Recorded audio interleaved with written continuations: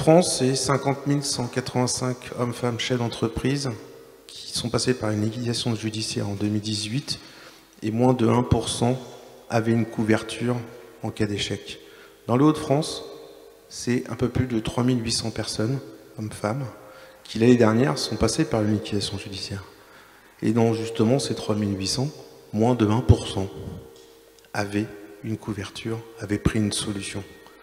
Donc aujourd'hui, le problème n'est pas on en représente combien. Le problème, c'est comment je fais pour que le tissu économique, que l'ensemble de l'écosystème autour de l'entrepreneuriat, autour du chef d'entreprise qui crée de la valeur, quel que soit son statut, et l'information qu'il y a des choses qui existent. J'ai été nommé à la direction de la Sorte Nautique à 20 ans, donc c'était très jeune. Et 3 ans après, j'ai traversé une place pour aller faire un emprunt bancaire et monter une des premières écoles privées, je pense, du territoire, et en Bretagne. Et de ce jour, j'ai été constamment entrepreneur en employant pas mal de monde. Alors certes dans le monde du nautisme, qui est quand même un écosystème qui a grandi, avec lequel j'ai grandi et qui a grandi avec nous, les coureurs de ma génération. Et on a diffusé nos richesses, on parlait de richesse tout à l'heure, ce que l'entrepreneur apporte à la société. L'ensemble des coureurs professionnels et du monde qui les entoure, économique, est leader mondial actuellement, enfin depuis quelques années, essentiellement grâce à Beneteau et Jeannot, mais quand même grâce à nous aussi, et ça c'est quelque chose de très fort. Donc on a peu de leaders mondiaux en France, et ça en fait partie, et je suis assez fier de ça. Et donc, moi je suis fier qu'à partir de rêves, donc en l'occurrence des grandes traversées, des Vendée Globe, des Transats et autres, on arrive à salarier, à employer, à faire travailler des centaines d'autres. Sur la grande métropole, il y a 1600 mandats qui doivent être des personnes qui représentent et qui défendent les intérêts des entrepreneurs.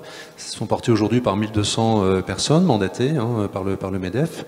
Donc effectivement, voilà, moi j'ai cette casquette-là, où en tout cas j'ai souhaité prendre ce rôle de l'animation des mandataires engagés.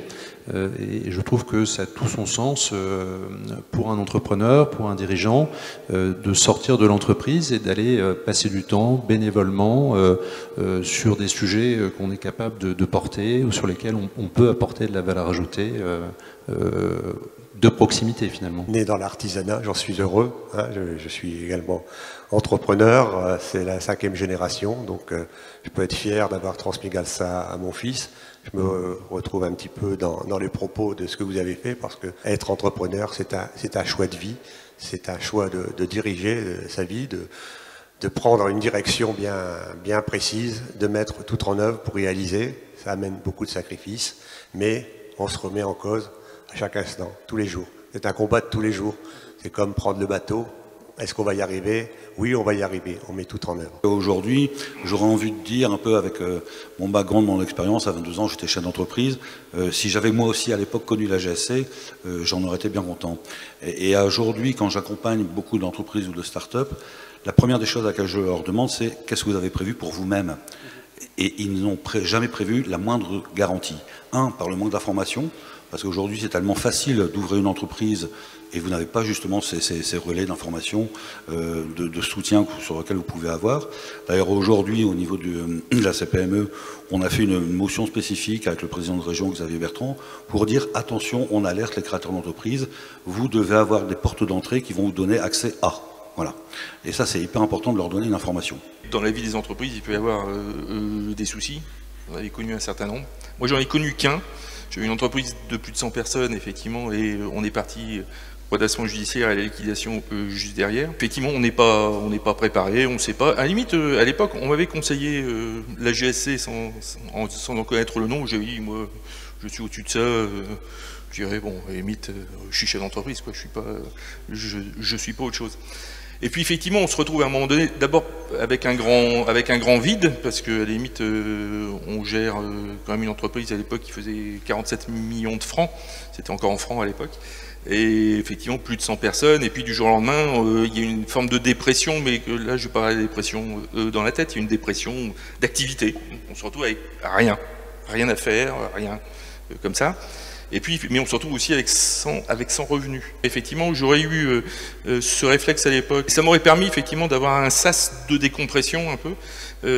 Voilà. Bon, donc ce qui fait que quand j'ai remonté une entreprise, parce que quand on est entrepreneur, assez souvent quelque part après un temps dans lequel on ne peut plus entendre parler de rien, et puis à un moment donné, on est repris un peu par le truc. Et puis effectivement, en recréant, là, assez vite. Je ne l'ai pas fait tout de suite, quand même. J'attendais de voir un peu comment ça allait se développer. Effectivement, j'ai trouvé assez logique, effectivement, d'assurer ça par moi-même. Je crois que ce que la société, pour répondre à votre question, peut faire pour les chefs d'entreprise, c'est de participer à cela, c'est-à-dire de créer un environnement qui est favorable pour la création, la gestion de l'entreprise et de participer aussi au développement d'une culture qui est favorable à l'entrepreneuriat, à la prise de risque. Le président de la CPME disait tout à l'heure qu'aux États-Unis, c'est l'échec qui contribue à construire la réputation de l'entrepreneur. Eh bien, la société doit aussi, les pouvoirs politiques, mais pas seulement, doit participer à la création d'un climat dans lequel le chef d'entreprise est reconnu pour son apport à l'économie en termes d'emploi, de productivité, mais aussi il doit être reconnu ou en tout cas ne pas être stigmatisé quand il rencontre l'échec.